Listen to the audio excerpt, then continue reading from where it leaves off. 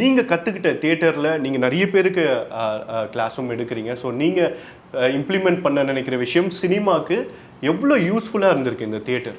எனக்கு almost 100% conversion rate தான். இங்கே என்ன ப்ராக்டிஸ் பண்ணுறோமோ அங்கே ஒரு இன்ட்ரெஸ்டிங் தாட் ப்ராசஸ். நம்ம சினிமா போகும்போது நிறைய அசிஸ்டன்ட் டைரக்டர்ஸ்லாம் என்ன யோசிப்பாங்கன்னா, டைரக்டர்ஸுமே நீங்கள் தியேட்டர் ஆக்டர்னா ரொம்ப பெருசாக பண்ணுவாங்க அப்படின்னு. அதோட அந்த அந்த பிலீஃபை முதல்ல உடைக்கணும். அது ரொம்ப தப்பான ஒரு பிலீஃப். நம்ம கேமரா ஆக்டிங்க்கு பண்ணுறதுமே வந்து இவால்வ் ஆயிருக்கு. இப்போ வந்து எல்லாரும் அண்டர் பிளே அப்படி அப்படின்றாங்க. நீங்கள் அப்படியே ஒரு 40-50 இயர்ஸ் முன்னாடி போய் பாருங்க, எல்லாருமே கொஞ்சம் பெருசாக தான் பண்ணியிருக்கோம் இல்லையா? இப்போ நம்ம தியேட்டரில் பண்ணும்போது நீங்கள் ஒரு 500 பேருக்கு பெர்ஃபார்ம் பண்ணுறீங்கன்னா, கடைசியில் இருக்க பர்சன் ஒரு பார்ட்டி அவங்களுக்கு காது கேட்காதுன்னா, அவங்களுக்கு நம்ம பண்ணுறது தெரியணும், நம்ம பேசுறது அவங்களுக்கு காது கேட்கணும் இல்லையா? ஆமாம்.